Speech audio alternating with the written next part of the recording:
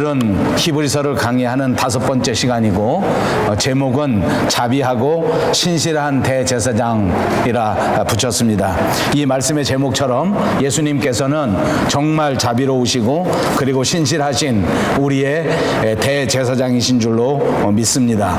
성경에서 예수님이 감당하신 중요한 직분 3가지를 구분하라고 하면 그것이 바로 왕, 그리고 선지자, 그리고 제사장입니다. 그래서 실제로 그리스도라고 하는 그 직분의 뜻이 왕이나 또는 선지자나 제사장들이 감당했던 직분을 감당하는 사람이요 기름 부음을 받은 자라 하는 뜻을 가지고 있는 직분이기도 합니다. 왕이라 하는 것은 우리가 아는 것처럼 백성들을 다스리는 직분을 말하는 겁니다. 그래서 예수님께서 우리의 왕이 되신 것은 오늘도 살아계셔서 우리 교회의 머리가 되시고 우리 믿는 사람들 모두를 다스리시는 왕이 되시고 우주 만물을 다스리시는 왕이시라 하는 것을 믿으셔야 합니다. 두 번째로 예수님께서 이 땅에 오셔서 맡은 직분 가운데 중요한 것은 또 선지자라고 하는 직분입니다. 예수님께서는 방향을 잃고 갈 바를 알지 못하는 우리 인생들에게 갈 바를 알게 하시고 우리가 이 세상 살아가면서 더럽고 추악한 죄를 지게 된 것을 우리에게 지적해 주시고 우리의 잘못도 깨우치게 해 주시고 우리가 살아가야 할 진정한 말씀, 우리가 삶에서 꼭 붙들어야 할 진리의 말씀을 우리에게 선포해 주시는 분이신데 그것이 바로 선지자의 직분인 것입니다. 세 번째 직분이 바로 오늘 등장하는 설교의 제목 가운데 하나인데 바로 제사장입니다. 제사장이라고 하는 직분은 하나님과 우리 사람들 그 중간 사이에 있는 직분을 말하는 것입니다. 우리 하나님과 하나님의 사람들이 직접 만날 수가 없습니다. 왜냐하면 우리가 죄를 지었기 때문에 죄악된 존재로서 그대로 하나님 앞에 나타나게 된다고 하면 우리가 모두 죽임을 당할 수밖에 없기 때문에 하나님과 우리 사람들 사이에는 반드시 중보자가 필요하게 되고 그것이 바로 제사장입니다. 그래서 제사장은 하나님 앞에 나가 백성들을 대신해서 모든 잘못과 모든 죄를 하나님 앞에 내놓고 구원받기를 간청하고 용서받기를 간청하는 직분입니다. 또한 제사장은 백성들에게 나와 하나님을 대신해서 하나님의 말씀을 우리에게 가르쳐주고 하나님의 용서를 우리에게 가르쳐 주시는 것입니다. 이 제사장들은 이렇게 살았습니다. 중보자로서 우리 가운데 살면서 하나님과 우리 백성들 사이에서 우리의 생명을 구원하시기 위하여 충실한 직분을 감당하셨다 그 말입니다. 또 제사장들은 이 땅 위에 살아가면서 이렇게 진리의 말씀을 붙들고 하나님의 사람답게 우리들 가운데서 가장 모범된 삶을 살았습니다. 어떻게 사는 것이 믿는 사람의 삶인가, 어떻게 사는 것이 진리를 붙들고 살아가는 사람의 삶인가 하는 것을 우리에게 보여준 사람들, 그 사람들이 바로 제사장입니다. 하나님 앞에서 사람들을 위하여 제사를 드리고 백성들을 위해서 그 백성들의 모든 소원을 들고 하나님 앞에 기도를 드리는 직분입니다. 자, 이렇게 대제사장을 자세히 설명하기 시작했으니까 그 앞에 나온 자비하고 신실한 하나님에 대해서도 조금 더 설명하면서 그 다음 한 절씩 강의해 나가도록 하겠습니다. 자비하신 하나님, 자비라는 말은 영어로는 mercy 또는 charity라고 하는 말 가운데 하나입니다. 하나님의 성품 그 자체가 바로 자비하심이요 그것이 다른 말로 한다면 인자하심이라 이렇게 말할 수 있을 것입니다. 하나님의 인자하심 그리고 하나님의 자비하심, 그것 때문에 하나님께서는 이 세상에 가장 풍성하고 가장 좋으신 하나님이신 줄로 믿습니다. 이 자비하심 때문에 바로 저와 여러분이 하나님의 자녀가 되었고 이 인자하심 때문에 오늘날 저와 여러분이 하나님 앞에 구원을 받았다 하는 사실을 꼭 기억하면서 살아가시기를 바랍니다. 그리고 성경에 보니까 이 하나님의 자비하심이야말로 성령님의 9가지 열매 가운데 하나라고 설명해 주었습니다. 하나님의 일꾼이라고 한 사람, 하나님의 선택함을 받은 자녀라는 사람들은 이 땅 위에 살아가면서 반드시 하나님의 자비하심을 품고 하나님의 인자하심을 닮아가면서 이 땅 위에 맡겨진 사명을 감당하고 하나님의 나라를 확장하는 사명을 받으신 사람들입니다. 그러므로 여러분, 오늘 이 말씀을 생각하는 저와 여러분 더더욱 하나님의 자비하심과 하나님의 인자하심으로 무장하셔서 우리에게 주어진 이 아름다운 사명을 잘 감당할 수 있는 선한 온전한 그리스도인들이 다 되시기를 주님의 이름으로 축복합니다. 그 다음은 신실하심입니다. 요즘 우리가 살아가는 시대의 가장 중요한 가치 가운데 하나는 새로운 것입니다. 어찌 보면 이것이 하나님의 신실하심과는 조금 대치되는 경우가 많습니다. 뭐든지 새로운 것이 좋고, 뭐든지 바뀌는 것이 좋고, 뭐든지 변화되는 것이 좋은 경우가 참 많습니다. 그렇지 않습니까? 우리가 사용하는 전화기 아마 매일매일 새로워져야 합니다. 1년에 한 번씩은 바꾸고, 적어도 2번 컨트랙이 끝나는 때 2년에는 안 바꾸면 이상한 것 같습니다. 저도 제가 사용하는 전화기 이제 2년 만기 딱 끝났습니다. 끝난 지 꽤 됐는데 바꾸지 않고 있으니까 보는 사람들마다 인사를 합니다. 목사님 전화기 안 바꾸십니까? 목사님 전화기 안 바꾸십니까? 제가 전화기를 사용하다 보니까 아마 제 전화기 바꿀 때가 된 것 같아요. 왜냐하면 가끔 전화를 걸다 뚝 끊기기도 하고, 가끔 손에서 뚝 떨어지면 이상하게 다 낡은 것 같이 보여지기도 합니다. 아무튼 언제나 새 것이 좋습니다. 옛날에는 오래 쓰는 것이 덕이었던 때도 있었습니다. 무엇이든지 아껴 쓰고 무엇이든지 깨끗이 보존하면서 한번 선택했으면 오래도록 가지고 있는 것이 미덕인 때도 있었는데, 그러나 오늘 우리가 살아가는 이 세상은 그 옛날 시대와는 분명히 다른 것이 분명합니다.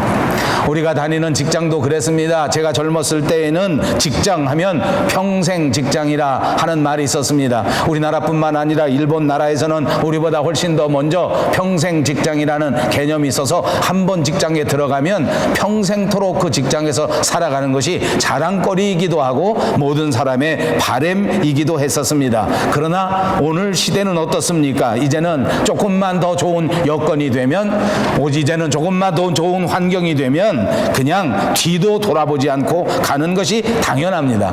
그리고 보니까 삶의 여러 가지 분야에서 신실함을 찾아보기 어렵고, 오래도록 의리를 지키고 오래도록 간직하는 것이 거의 없어진 곳이 아닌가, 이런 생각이 들어오게 됩니다. 그렇습니다. 분명히 오래 쓰는 것이, 오래도록 변함이 없는 것이 좋은 점도 많이 있지만, 그러나 이 신실함을 찾아보기는 어려운 시대가 분명하게 되어버린 것 같습니다. 신실함이란 무엇입니까? 시대가 흘러도 변하지 않는 것입니다. 신실함이란 무엇입니까? 환경이 바뀌어도 절대로 변하지 않는 중요한 가치를 말하는 것입니다. 사람이 변하고 환경이 변하고 세월이 변했다고 할지라도 그래도 절대로 변하지 않는 그것이 바로 신실함이요, 그것이 바로 진리요, 그것이 바로 신앙이라고 말씀드릴 수 있을 것입니다. 이것이 바로 하나님의 신실하심입니다. 이것이 하나님의 신실하심이요, 오늘 우리가 붙들어야 할 가장 중요한 가치 가운데 하나입니다. 여러분, 하나님은 신실하신 분이십니다. 하나님이 우리를 신실하게 사랑하시고 지금 이 시간도 하나님께서는 신실하게 우리를 붙들어 주시는 줄로 믿습니다. 하나님께서 신실하게 우리를 붙드시는 데에는 가장 특별한, 가장 중요한 특징이 있는 것 같습니다. 첫째, 하나님이 우리를 붙드시는 하나님의 신실하심 가운데 가장 중요한 특징이 뭔지 아십니까? 그것은 우리의 상태를 알고도 우리를 사랑하신다는 것입니다. 우리는 어떻습니까? 사람들이 잘 모를 때에는 서로 뜨겁게 사랑합니다. 사람들이 처음 만나면 아주 좋아합니다. 그런데 조금 지나게 되면 그 사람의 실태를 알게 됩니다. 처음 결혼해서는 그렇게 좋아서 그렇게 사랑하고 그렇게 열정적으로 살아가지만 10년 살고 20년 살면 상대방의 실태를 알게 된단 말입니다. 다 알아버렸습니다. 다 알게 된 다음에는 사랑하기가 어렵습니다.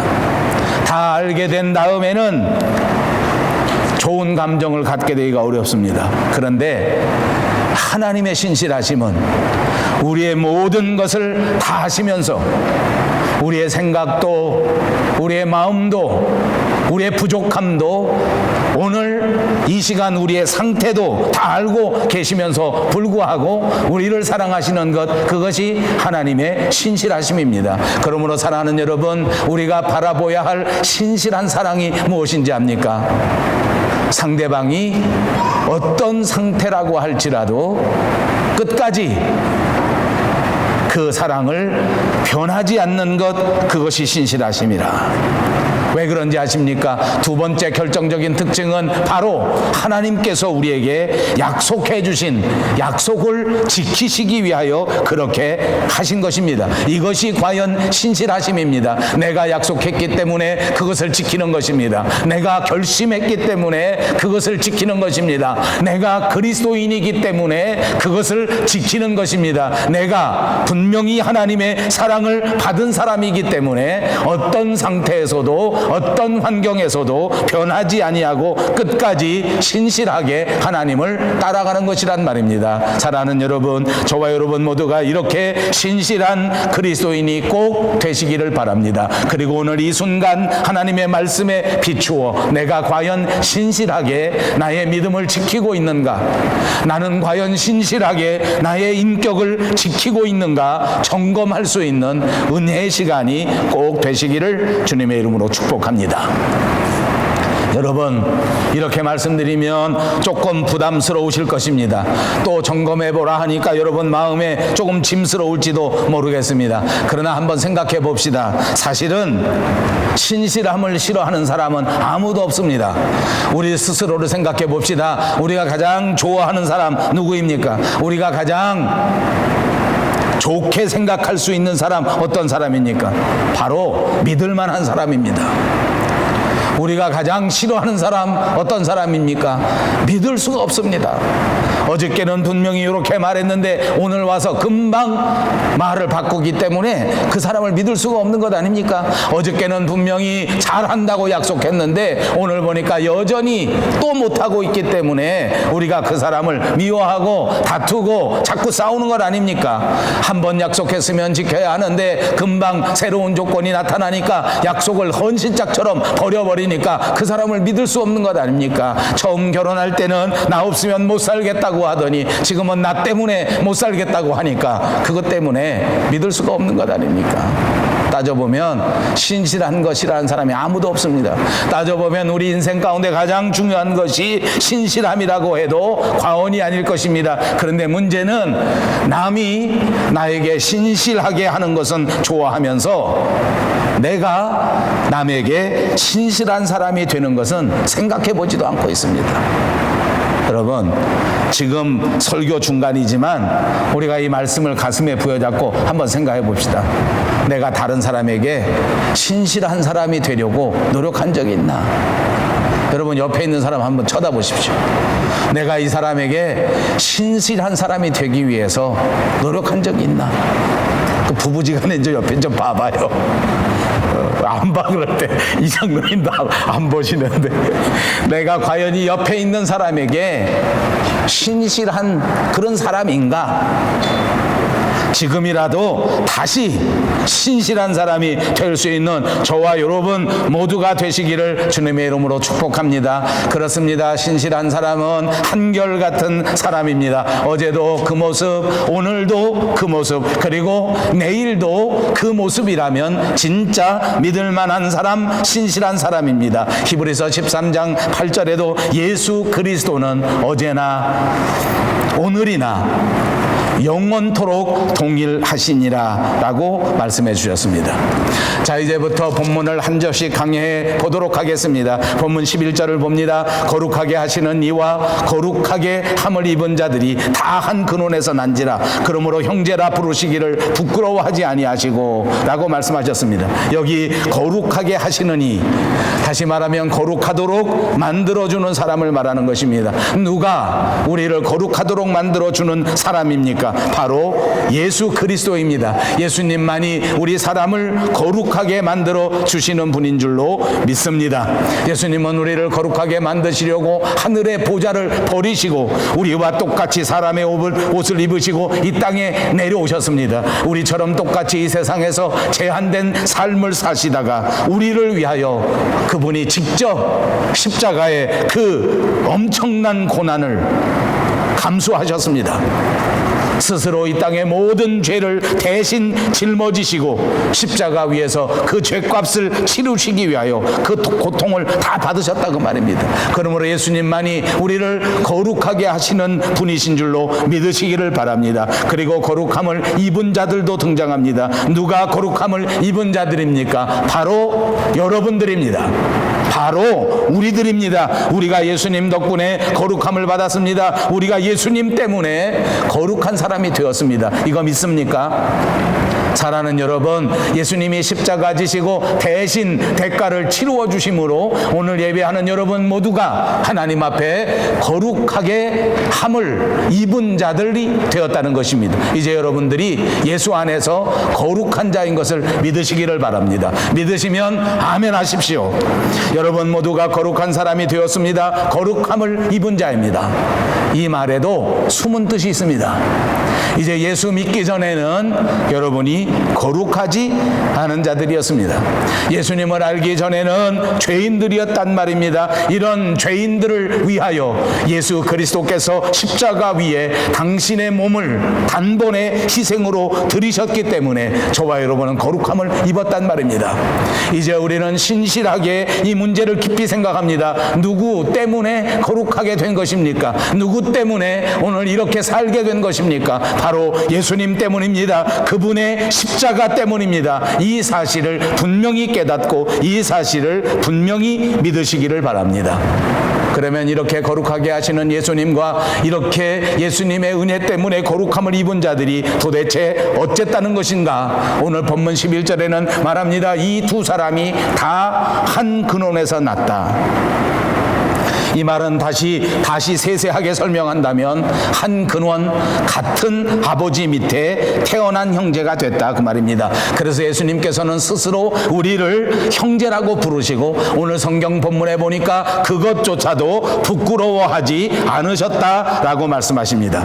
마태복음 23장 8절에 보니까 그러나 너희는 랍비라 칭함을 받지 말라. 너희 선생은 하나요 너희는 다 형제니라. 이 땅에 살아가는 모든 그리스도인들이 다 형제요 자매입니다. 그러므로 오늘 예배하는 우리들 모두가 다 그리스도 안에서 형제요 자매인 줄로 믿습니다. 한국의 어떤 목사님들은 어떤 목사님께서는 이 대목에서 너무나 은혜가 되셔서 자기 교회에서 직분을 다 폐기하고 장로님, 집사님, 권사님, 전사님, 목사님 이런 거 다 그만두고 모두가 다 형제 자매가 되기로 하자. 그래서 어떻게 형제자매가 되냐? 우리 한국 사람들은 형제자매 되는 방법이 너무 간단하지 않습니까? 나이 많으면 형님, 나이 적으면 동생입니다. 그래서 그때서부터 나와서 예배 끝나고 전부 다 나이가 많으면 형님, 나이가 적으면 동생, 나이가 많으면 누님, 나이가 적으면 동생 이렇게 하기로 했답니다. 그랬더니 장로님들이 얼마나 좋아하는지, 왜 좋아하는지 아십니까? 예배 끝나고 목사님이 인사할 때 아이고 형님, 아이고 큰형님 이렇게 악수를 하고 인사를 하니까 세상에 목사한테 형님 소리를 들으니까 채증이 다 물러간다 이렇게 간증하는 소리 들었습니다. 오래 가지는 못했습니다. 왜냐하면 직분을 다 없애고 나니까 교단에서 난리가 나고 옆에 교회에서 난리가 나고 무슨 이상한 이단 교회 아닌가 하는 비판을 많이 들었기 때문에 한 1년 하다가 그만뒀답니다. 장로님들만 좋아하는 게 아닙니다. 권사님들은 더 좋아합니다. 왜냐하면 목사님이 예배 끝나고 나면 누님, 아버지, 여러분 생각만 해도 좋아요? 저도 한번 그렇게 해드릴까요? 예수님께서는 우리를 형제라고 부르셨습니다. 그리고 그것을 부끄럽게 여기지 않으셨습니다. 여러분 은혜가 되지 않습니까? 형제 자매 옆에 있는 분들 한번 보십시오. 형님이고 동생입니다. 한번 불러보시겠어요? 형님, 누님, 오빠, 아버지. 은혜가 되지 않습니까? 그 다음에 이렇게 부르는 것만 하셨으면 아마 저는 큰 은혜를 못 받았을 것 같아요. 근데 그 다음에 보니까 이것을 부끄럽게 여기지 않으셨다. 여러분, 제가 살아가는 시대에는 형제가 적은 시대입니다. 저는 한참 자라나고 한참 젊었을 때에 하나만 낳아서 잘 기르자, 둘만 낳아 잘 기르자, 잘 기른 하나, 열아들 안 부럽다 뭐 이런 거죠. 잊어버렸어요. 아무튼 그럴 때 자랐습니다. 그래서 저도 저희 아이가 둘입니다. 그러니까 통상 제 나이 때 보통 둘 정도입니다. 저는 형제가 6명입니다. 그러니까 저희 아버지 시대에는 보통 대여섯 명, 많으면 8명, 9명 그렇지 않습니까? 요즘 보니까 요즘은 다시 보통 3명, 4명. 여기 카나다에 이민 와 보니까 여기 분들은 보통 4명 이상은 되는 것 같아요. 아마 차일드 베네핏이 많이 나와서 그런지는 모르겠지만 보통 4명 돼. 요즘 유학 오는 젊은 목사님들을 보니까 보통 4명입니다. 둘로 왔는데 2년만 지나면 4명이 되더라고요. 4명이 돼가지고 얼마나 좋아하는지 몰라. 목사님 한 달에 얼마 나오는지 아십니까? 아버지. 예, 저는 대개 형제가 그렇게 많지 않은 그런 세대에 살았습니다. 더군다나 이민을 와보니까 정말 형제, 자매 좋은 관계를 유지하기가 어렵습니다. 만날 수가 없습니다. 저도 형님이 3분 있고 누님이 2번 있는데 거의 만나기가 어렵습니다. 이렇게 살아보니까 형제 간에 부끄럽게 여기고 부끄럽지 않게 여기고, 이 말은 제가 길게 설교하지 않겠습니다. 아직도 젊은 세대들에게 너무 큰 쇼크를 줄 것 같아 제가 이렇게 말씀드리지 않겠습니다. 그러나 나이가 많이 들어보니까 형제들도 오래도록 좋은 관계를 갖기가 정말 어렵습니다. 장례식장에 가보니까 아버지는 돌아가셨는데 어머니는 돌아가셨는데 형제들이 모여서 좋은 이야기 또는 위로하는 이야기를 하는 집보다 서로 다투고 서로 반목하는 형제들이 얼마나 많은지 모릅니다. 형제가 있지만 10년, 20년 지나게 되면 관계가 완전히 끊어지는 형제들도 한두 명이 아닙니다. 엊그제 신문 보도해 보니까 형제도 나중 다 시집가고 각자 장가가면 남보다 못하다 하는 말이 한국 사회에 다 있다고 합니다. 쉽지 않습니다.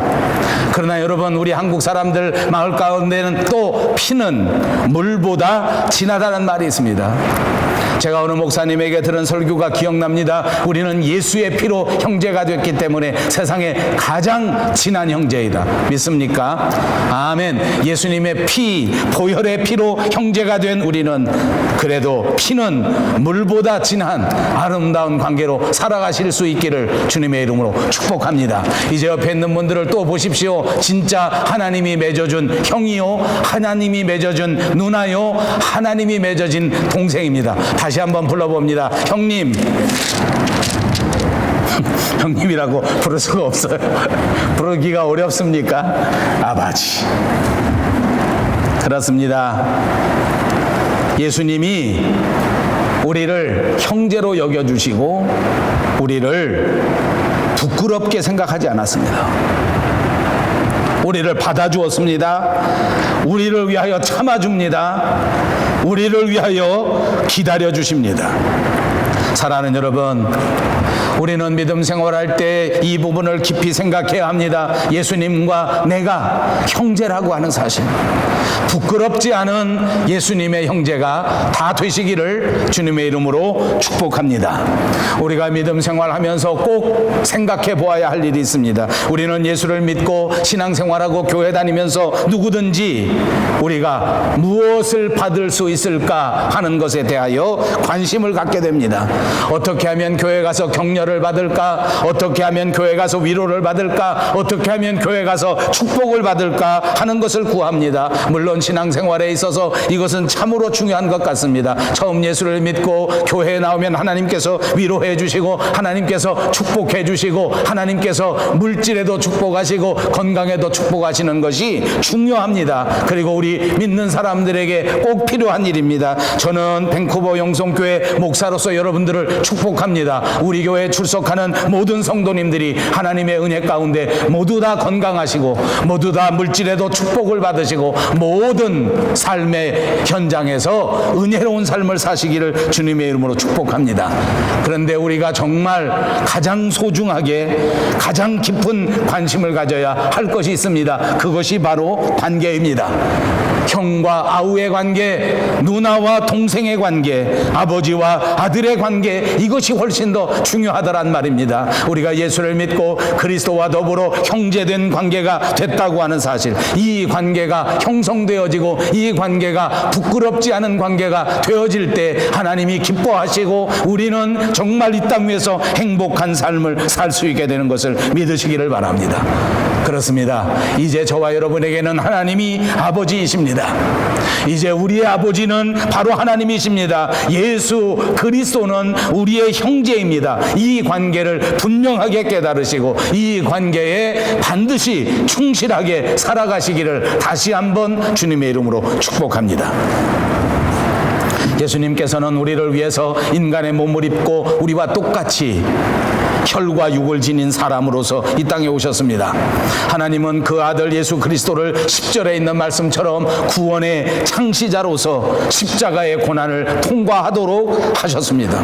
그래서 인간을 대신해서 모든 죄를 짊어지게 하시고 인간을 대신해서 어둠의 세력에 대항하여 싸울 수 있게 하시고 인간을 대신해서 그 죽음의 권세와 더불어 싸워 승리하게 만들어 주신 줄 믿습니다. 이제 예수를 형제라 부르는 자들은 죽음의 고통에서, 죽음의 두려움에서, 세상의 권세에서, 세상의 두려움에서 벗어날 수 있는 권세를 얻게 된 줄로 믿습니다. 그러므로 그리스도인이라고 하면 예수님과의 형제 관계를 회복한 것 때문에 이제는 세상을 두려워할 필요가 없단 말입니다. 이제는 죽음도 두려워하는 존재가 아니란 말입니다. 오늘 본문 12절 13절에 말씀합니다. 이르시되 내가 주의 이름을 내 형제들에게 선포하고 내가 주를 교회 중에서 찬송하리라 하셨으며 또다시 내가 그를 의지하리라 하시고 또다시 볼지어다 나와 및 하나님께서 내게 주신 자녀라 하셨으니 자녀들은 혈과 육에 속하였음에 그도 또한 같은 모양으로 혈과 육을 함께 지니심은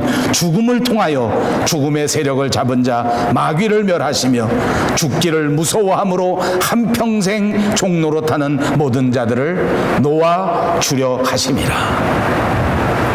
세상에 얽매여 종노릇하는 자들을 도와주려고 죽음 때문에 벌벌 떠는 불쌍한 인생을 구출해 주시려고 예수님이 십자가 지셨단 말입니다.